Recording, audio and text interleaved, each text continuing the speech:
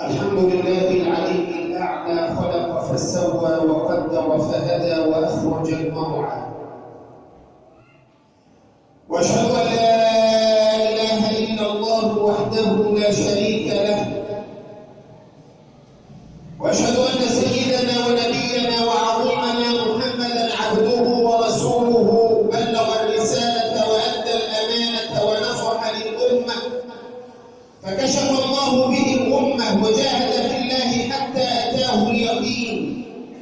فصلوات ربي وتسليماته عليك سيدي يا رسول الله، وعلى آلك وصحبك والتابعين وتابعيهم بإحسان إلى يوم الدين. وبعد أخوة الإيمان والإسلام، موضوع اليوم يدور حول خلق افتقده كثير من الناس، وهذا يؤكده رسول الله صلى الله عليه وسلم لنا حين قال إن أول ما يفقد من الدين الأمانة، وآخر ما يفقد من الدين الصلاة. لذلك فالأمانة ضاعت عند كثير من الناس في تعاملاتهم، في بيعهم وشرائهم، والأمثلة على ذلك كثيرة. فبديهي وطبيعي إذا قمت بعملية البيع والشراء أن تبرز للمشتري ما في السلعة من عيوب. النبي صلى الله عليه وسلم لما أدخل يده في الطعام فوجد بللا، ماذا قال لصاحبه؟ هلا جعلته فوق حتى يراه الناس، حتى لا يكون هناك غرض، حتى لا يكون هناك خداع. لابد وأن تكون كل هذه الأمور معلنة وواضحة، وأن يكون الإنسان أمينا في كل تعاملاته. الأمانة خلق ليس بالهين، بل إن الإنسان من ظلمه وجهله تحمله. ومن أعظم منا خلقا أبى أن يحمله، ليس اعتراضا ولا زهدا بالثواب، ولكن مخافة أن لا يقوم بحق الحمل أو بحق حمل الأمانة. السماوات والأرض والجبال أبين أن يحملنها، وحملها الإنسان إنه كان ظلوما جهولا. تحملناها وضيعها الكثير منا، تحملناها ولم يوفي الكثير منا حقها، أو لم يقم الكثير منا بحقها. الأمانة ينبغي أن تعلم أنها صفة الأنبياء والمرسلين. ومن يقرأ في كتاب الله سيجد في سورة الشعراء على ألسنة 5 من الرسل، بداية من نوح وانتهاء بشعيب، وما بينهما عاد، وما بينهما هود وصالح ولوط، كل منهم يقول رب العالمين على لسانه إني لكم رسول أمين. بل إن الأمانة صفة من صفات جبريل عليه السلام، نزل به الروح الأمين على قلبك لتكون من المنذرين بلسان عربي مبين، صفة من صفات المؤمنين. ومعظمكم سمع قرآن الجمعة المفتتح بسورة المؤمنون. ماذا قال الله سبحانه وتعالى في هذه الآيات وهو يعلم صفات المؤمنين؟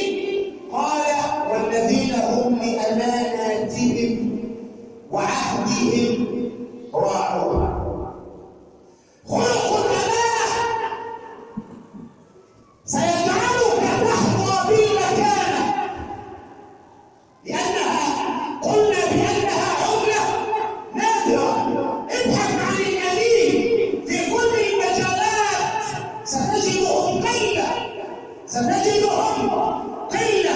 لذلك صدق رسول الله وكل قوله صدق حين قال في حديث: سيصبح الناس يتبايعون فلا ترى فيهم أمينا، لدرجة أن يقال إن في بني فلان رجلا أمينا، في بني فلان رجلا أمينا، واحد.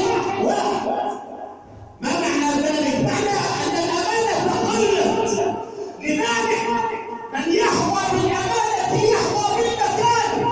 الأمانة هي التي رشحت يوسف عليه السلام ليكون على خزائن الأرض، وقال الملك: ائتوني به أستخلصه لنفسي. فلما كلمه قال: إنك اليوم لدينا مكين أمين. قال: اجعلني على خزائن الأرض إني حفيظ عليم. وكذلك مكنا ليوسف. كان التمكين ليوسف أحد أسباب التمكين الأمان التي كانت عند نبي الله يوسف. الرجل الصالح شعيب ما زوج ابنته لموسى إلا لأمانته. قالت إحداهما: يا أبت استأجره، إن خير من استأجرت القوي الأمين. السيدة خديجة رضي الله تبارك وتعالى عنها الباعث على دفعها لأن تطلب الزواج من رسول الله صلى الله عليه وسلم ما بلغها عن رسول الله صلى الله عليه وسلم من صدق حديث وعظم أمانة وكرم أخلاق. هذه الصفات دفعت السيدة خديجة إلى أن تطلب الزواج من رسول الله صلى الله عليه وسلم. رسول الله صلى الله عليه وسلم الذي ولد أعظم فتنة كانت تشهدها البشرية أو كانت تشهدها البشرية لما اختلفت القبائل وتنازعت على وضع الحجر الأسود في مجاله، لدرجة أنهم تعاهدوا على الدم حتى ولو قتلت القبيلة عن مكان أبيها، حتى ولو استبصروا من على وجه الأرض فلم يضع الحجر في مكانه إلا له. والقبيلة هذه تقول ذلك وتلك تقول ذلك، إلى أن ارتضوا في النهاية إلى أن أول من يدخل عليهم يكون حكما بينهم. فلما رأوه قالوا: هذا محمد الأمين، رضينا بحكمه، قبل أن يحكم رسول الله صلى الله عليه وسلم. فجاء بثوب ووضع الحجر الأسود عليه، وأمسكت كل قبيلة بطرف ثوب أو بطرف من الثوب، وأخذه رسول الله بيده ووضعه في مكانه. الأمانة إن حظيت بها ستحظى بالمكانة. الأمانة عملة نادرة لدرجة أن المبارك والد عبد الله بن المبارك كان عبدا فاعتقه سيده، واشتغل هذا المبارك عند صاحب البستان. في ذات يوم، وهذه هي الأمانة أنت مسؤول عنها، تحرسها، ليس لك أن تأكل منها أو أن تستفيد منها أو أن تنتفع منها إلا بإذن صاحبها. يعني سيرتك لما تكون شغال على عربية تابعة لشركة ما أو لمصنع ما، ليس لك أن تأتي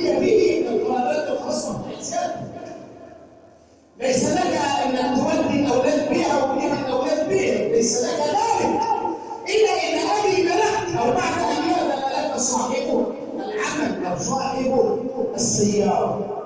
هذا الرجل يعمل عند بستان أو عند صاحب بستان.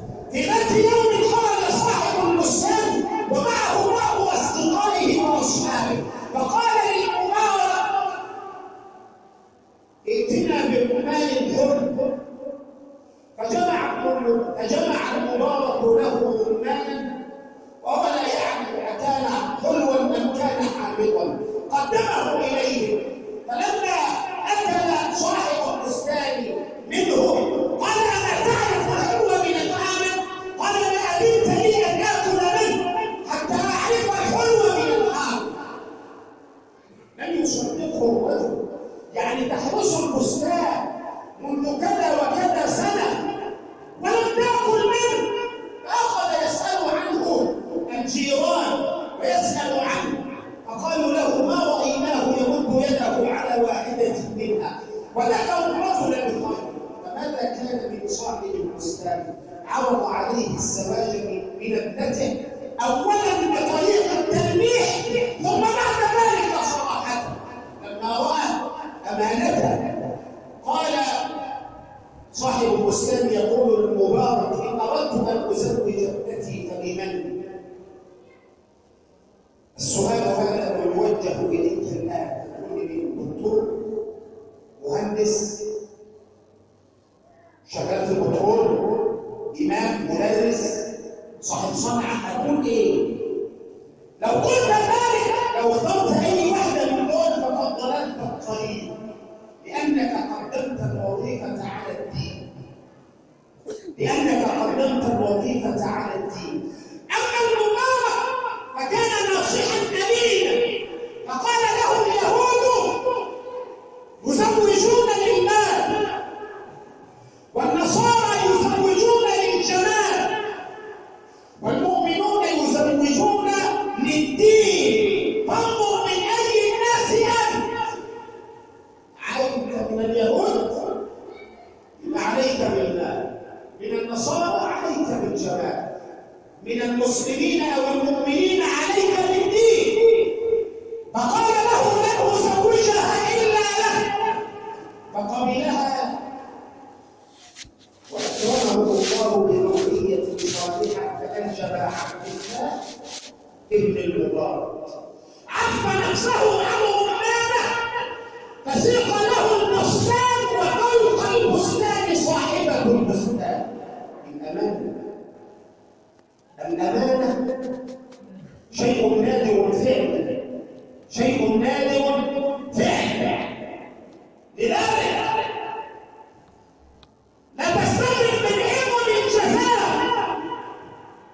إن رأيت رجلا أمينا ما فعله عبد الله بن عمر رضي الله عنه حين كان يسير مع أصدقائه وإخوانه، فإذا براعي الغنم، فقال له عبد الله بن عمر: بعني شاة من هذه الأغنام أو من هذه الغنم.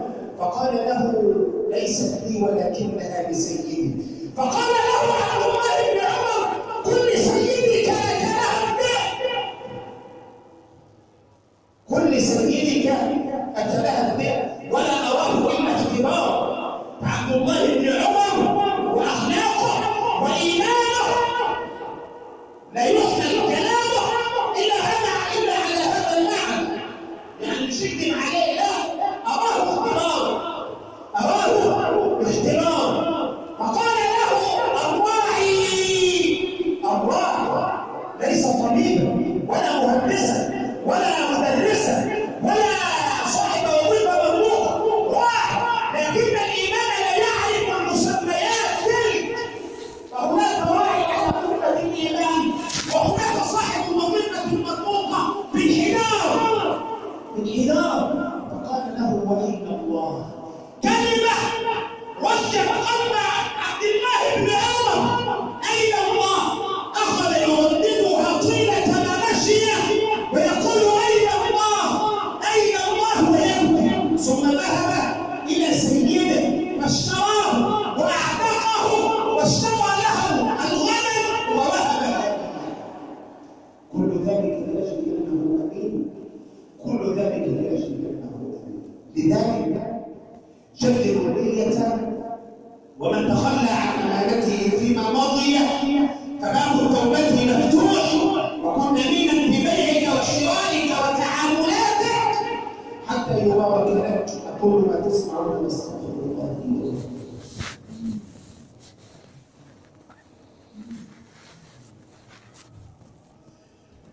الحمد لله رب العالمين، كرمنا حين جعلنا من عباده، وكرمنا حين ارسل الينا اعظم رسول في اعظم دين الا وهو دين الاسلام. ومما زادني شرفا وتينا وكدت اخلصي اطرق ثريا دخولي تحت قولك يا عبادي وان سيرت احمد لي نبيا. اللهم صل وسلم وبارك على سيدنا محمد النبي الامي وعلى اله وصحبه والتابعين وتابعيهم باحسان الى يوم الدين. وبعد، في أكثر خطب النبي صلى الله عليه وسلم كما يقول أنس: قلما خطبنا رسول الله صلى الله عليه وسلم إلا قال: ألا إنه لا إيمان لمن لا أمانة له، ولا دين لمن لا عهد له. كان يكررها رسول الله صلى الله عليه وسلم في معظم خطبه. فضياع الأمانة معناها ضياع قدر كبير من الإيمان. لذلك النبي صلى الله عليه وسلم قال: المسلم من سلم المسلمون من لسانه ويده، والمؤمن من أمنه الناس على دمائهم وأموالهم. أن تكون أهلا للأمان. رسول الله كانوا يختلفون معه، كانوا يقولون عنه ساحر وشاعر ومجنون وكذاب وطلقات الرصاص.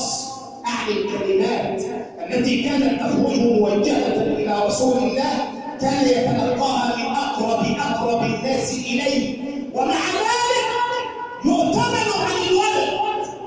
يعني إيه يؤتمن عن الولد؟ يعني أنا معايا مال، إني معايا روح، أأتمن رسول الله مع اختلافهم مع رسول الله، مع أنهم لا يدينون بدين رسول الله، لكنه كان يلقب بالأمين لأنه ما جربوا عليه.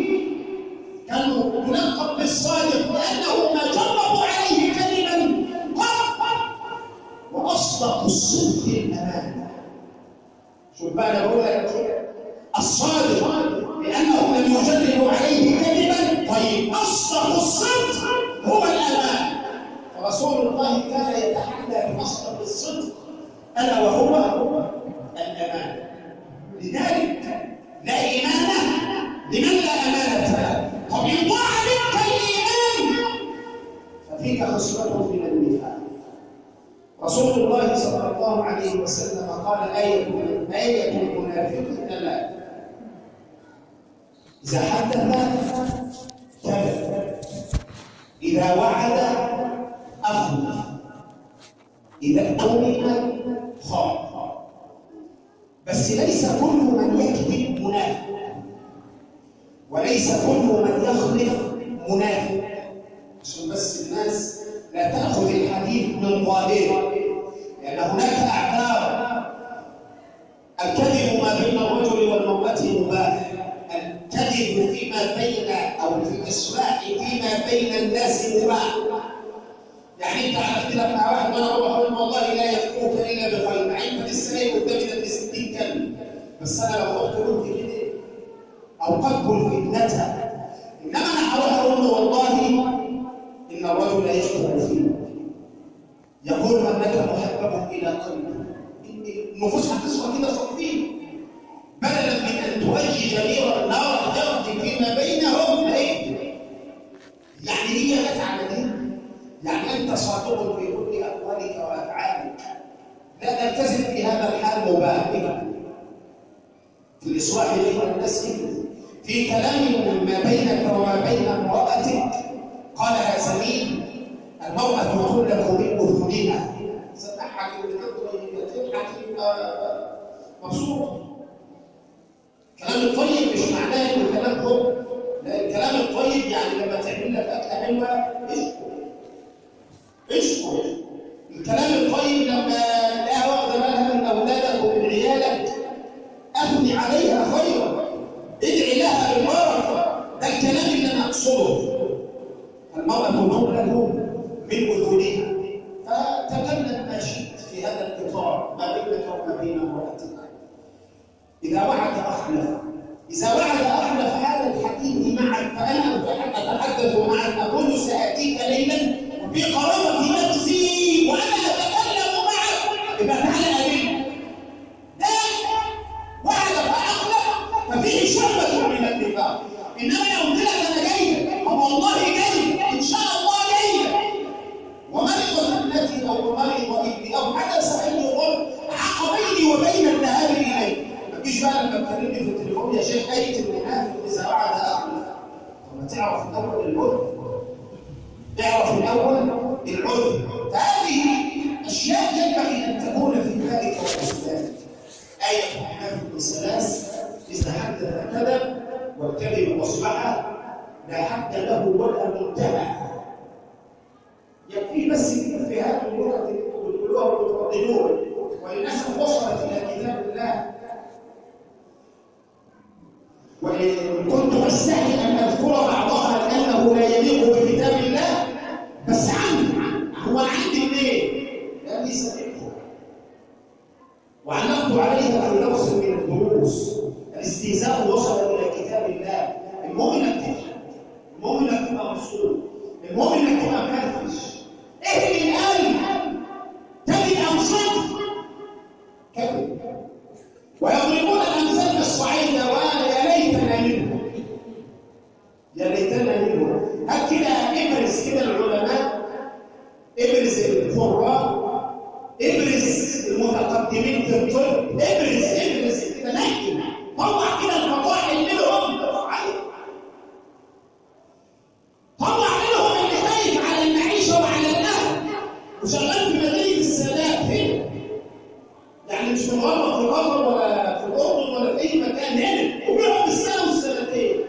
لما؟ هيصبر على العمل لانه يعلم ان الحياه هناك اصعب مما تتخيل. لا، هناك رسل ولا تتخيل. ترى بركة العيش. يعني لما تشوف فيديو للمرأة تاكل عيش نتن، بتغمسيه ايه يا حاجة؟ بشوية زيت. أو بتعمل بصلة على النار في شوية زيت وتاكل بيها. طب أقصى أمانيه ايه يا حاجة؟ عايزة بطارية بطارية. أنت متخيل الناس دي عايشة ازاي؟ ترى على ألسنتهم نهج الحمد اللي أنا وأنت ما بنقولهوش. بعدين انت عايش في تكييف وعايش في دفايات وعايش في يعني امور من الكمالات، وسبحان الله لا احد يشعر بي لا بالله. انا عايز اعيش ده يا عم، احنا اقتصرنا على قدنا، ما المفروض ما نبقاش زي فلان. طيب يتقال الناس في النهور، كان الاخر ده الفضول الجواب. عشان ليه بعض الاسر تروح تتقدم للبنت ولا حاجه يقول لك انا عايز بنت ورا.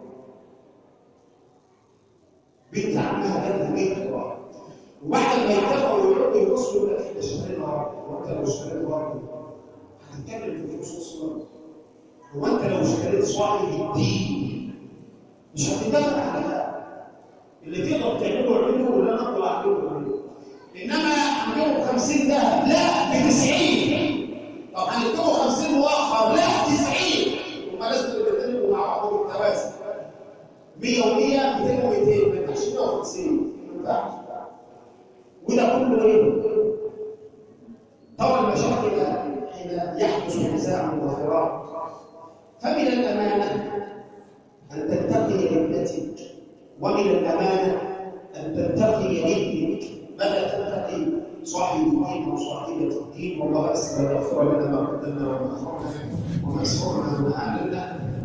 اللهم خلقنا بفرط الأمان. اللهم اجعلنا يا ربي ممن يمتلكون هذه الصفة. اللهم اجعلنا يا ربي من الأمناء. اللهم اجعلنا يا ربي مع الصديقين والشهداء والصالحين وحسن أولئك رفيقا. ربنا آتنا في الدنيا حسنة وفي الآخرة حسنة وقنا عذاب النار. وصلى الله وسلم وبارك على سيدنا محمد وعلى آله وصحبه وسلم.